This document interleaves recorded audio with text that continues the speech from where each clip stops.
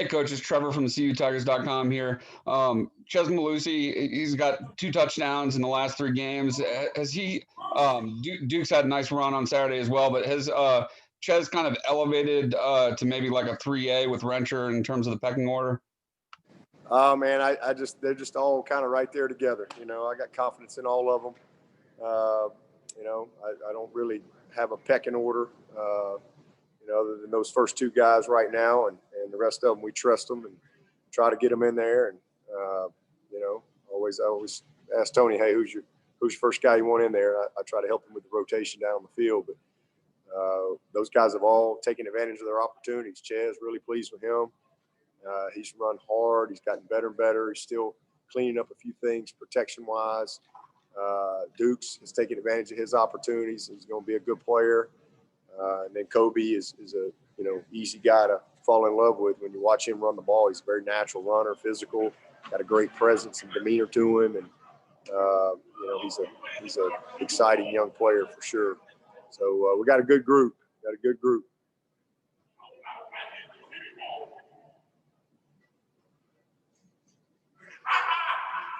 Coach, I guess I'll ask another one. Taquan Johnson had 30 snaps on Saturday. Just curious how he graded.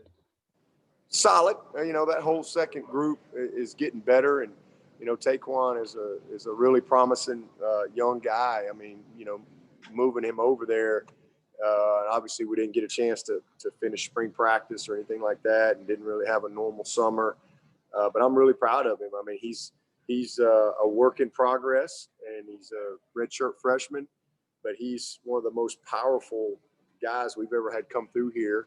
And if he'll really put the work in, mentally and physically and nutritionally, as he matures, he could be a special player. He really could. I mean, he's got very good athleticism, but he's still kind of working himself into being the type of offensive lineman that we want him to be. But he's got all the tools. He's got everything he needs to be a great player, not a good player. So, but he's progressing.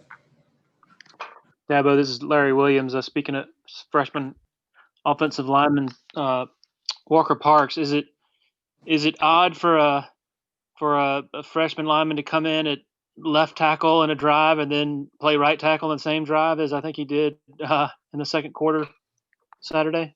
Yeah, I don't know how many guys we've done that. I know, obviously Mitch came in and started pretty much from the get-go, and but Jackson played left and right tackle, but I don't know that he did it in the same series. But that was something that I really wanted to get done. I told Walker at breakfast that morning that I was going to get him in there early, and in fact, I asked him that. I said, "Hey, you comfortable playing right as well?" And he said, "Absolutely, I'm comfortable." And I said, "Well, that's a good answer." So, we were able to get Jackson out for a few plays and then roll Walker over there, get Jordan out. And that's something that we wanted to do early to get Walker going. Walker's really progressing. I mean, he's going to be a great player, and just trying to get him more reps, and got Mason in there early too. So both of those guys, have really kind of progressed very well. I was pleased with a bunch of those guys. Cade played some tackle for us, and he can definitely do that. Hunter Rayburn showed some physicality, and I think he made our knockdown board, and so pleased with Paul Teo got in there and did some good stuff as well. So Trent Howard's going to be a heck of a player. He's a power hour guy for us right now, but man, that kid knows how to play the game. We just got to kind of beef him up a little bit in the weight room, but man, it's a good group. I was pleased with all of them. But Walker Parks is really kind of separated himself, and a guy that we trust, playing either tackle. We didn't have Mitchell. Mitchell was unavailable, so hate that he missed some good opportunity as well. Hey, Dabo, this is Will, Clemson Insider.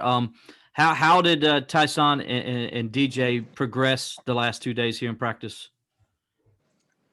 They've done well. I'm really proud of Tyson. First of all, I mean, I really honestly didn't know if he'd be able to practice. He had surgery on Sunday, and he put these little screws. I mean, so I knew he was pretty sore in his left hand, but he practiced, all Tuesday and all today. And so I'm really, really just proud of him for pushing through. And they did a nice job of kind of how they built the protection on top of his hand. And then DJ's had a good week. Hey, Dabo, this is Grace from The Athletic. As Xavier Thomas continues to progress, just what is your sense of what this process has been like for him? I think it's been really challenging for him. It's been a long journey. I mean, he had a tough summer. He had a really tough summer. And I think it just, it just affected him in a lot of ways. And so just happy to see him, getting back to this point. It was just awesome to be able to get him just a few snaps against Miami, and then see him be able to play. I think he played maybe 20 snaps or something like that against Georgia Tech. We didn't have many snaps on defense, only like 50-something plays. So he played, as many as anybody.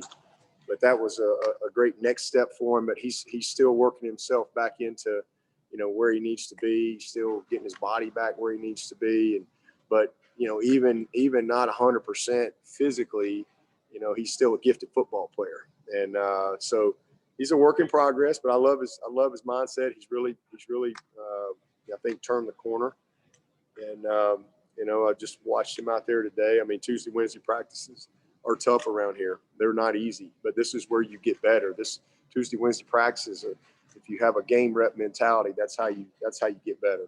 So, he's putting the work in, and man, he's to get a guy like him, right now is a big shot in the arm for us. So hopefully he can just stay on course and keep progressing and keep fighting through. Dabo, this is Matt with the State. With Xavier, do you know how close he is to being where he needs, like his body, like what I guess he is to being where he would like to be? Or I don't. I can't give you a percentage or anything like that. I mean, I just, he just, like I said, he wasn't able to have anything like an off season like he wanted to have or needed to have, and so it's kind of been just, pick it up. But he spent a lot of time, all of camp and all those first several weeks of the season, just off to the side with our trainers and strength people and just kind of getting himself where he could get back into practice. And now it's he's in the season trying to play himself, almost like camp, play yourself into game shape and football, conditioning type of deal. So he's progressing, but I don't know a percentage or anything like that. But I know this, he's pretty good. He's not 100%, but any percentage of Xavier still pretty daggone good. That was Larry again. I think you've noted recently how many orange hats you see around the ball on like perimeter plays and things like that on defense. Is this one of the faster groups you've had sort of laterally in that way? Oh yeah, no, we're fast. We're fast defense. These guys can run. I mean, these guys on the back end can fly. I mean, we got speed everywhere. Our backers can run. The guys up front can run and move. And so, and then just their effort. I mean, it's one thing to be able to run. I've had a lot of guys that can run, but they don't play fast or they don't have that type of motor. But this defense has a motor. That's what I love. They got a motor as a team. They got a motor. And we hold them accountable every single week to, how we get to the ball, our effort to the ball, anybody loafing, anything like that. And so they take pride in that. But when you put great effort with also speed, you're going to get a lot of hats around the ball. And it's been awesome to see. These guys are competing. We've been able to play a lot of people too. Been able to sub a lot of guys. And guys are competing for time. Guys are flying. They want to make a play. They want to get to the ball, and they want to be in that frame when we freeze it. So it's been good to see. Yeah, but this is Matt again. Tony mentioned after the game Saturday, challenging the receivers, and maybe someone on Georgia Tech staff said that without Justin and T, the offense looks different. Just with that receiver group, how do you feel like that group's performed overall this year? And is that something that y'all mentioned to them is maybe people don't think they're as good without those two guys from last year? I haven't. I mean, I know this. I love those guys. We got a bunch of dudes. They'd all like to have them, whoever they are. They'd like to have these guys. I'll tell you that. So, I mean, these guys can play anywhere in the country. This is a special, talented group, just like we've had every year for a long time. And they're all different levels and things like that. But they've done great. I mean, we've had a drop here or there, but shoot, I go back to 16. Mike Williams, I think he dropped 3 touchdowns against Auburn. It was the 7th pick in the draft. We had several drops. We had a bunch of drops. Like the first 3 games of 16, we must have had 15 drop balls. And but we've had Frank's had a couple drops, but it's the easy plays. It's the layup. It's the wide open, uncontested. And that's just a mental thing that he'll push through. But man, we've caught the ball well. We're throwing the ball well. We're just running our offense. I mean, we don't really, the games dictate kind of how it goes, but we're not trying to really force anything. We're just playing ball and running our offense and trust our quarterback to make good decisions and take advantage of matchups and use our skill in every way possible. But they're developing really well. I mean, Amari's having a career year. Cornell's, as I've said, just a matter of time before he makes a couple great plays. You saw that the other day. Spector's really coming on. Really excited about his promise. He's a redshirt freshman. Frank Latson's going to be a special player. Joe's, I think, had his best week this week as far as his ability to really practice full speed. Joe is he's still in the oven. He's going to be baking a little while, but he's going to be a great one when it's all said and done. So I mean, it's just the whole group is done well. EJ Williams, EJ's as good as we've had. People sometimes look at me and think I'm crazy when I say that. EJ Williams is going to be a superstar. He's just a freshman, and we have other good players.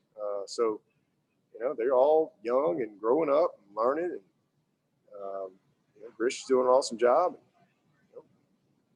We're 5-0, so they've made a lot of plays to help us get there. That's for sure.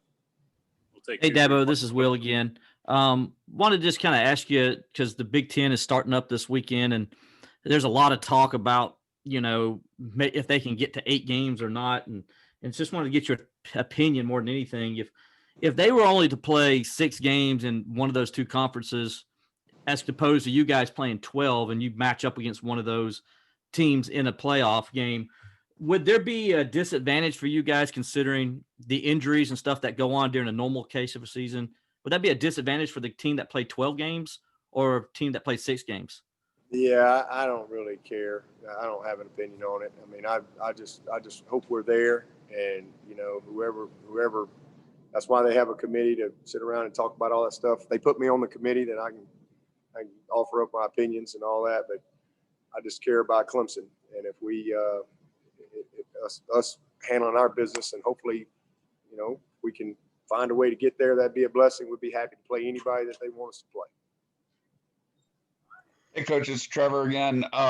You were able to get Aiden Swanson in there for a punt on Saturday, his second of the season. You don't punt often, but how important is it just to get Aiden some live bullet opportunities, in case you need him at some point? Yeah, I'm proud of Aiden. His confidence is growing, and the best part about Aiden that people really don't know is he's really, kind of quietly over the last year, really developing into a 3-tool guy for us. He's going to be a really good player. He's getting stronger. He's still got some developing to do in the weight room. You may think, a kicker in the weight room, but it matters. I mean, it really does. But he's going to be a kickoff guy. He's a punter, and he's really become an excellent field goal guy. So I'm really excited about his future and the promise that he brings. I mean, he's a redshirt freshman, so he's still got 4 more years after this year, with the COVID year, counted in there. So he's done well, and it was very good to get him in there. And not only did we get him in there, but he pinned one deep, and so proud of him. He's making really good progress. We'll take one final one for Coach. Hey, Coach, it's David. Speaking of wide receivers, Justin Ross back in full pads today. Just another, step in the process for him. And how good was it to see, him out there and being able to take a little bit more part?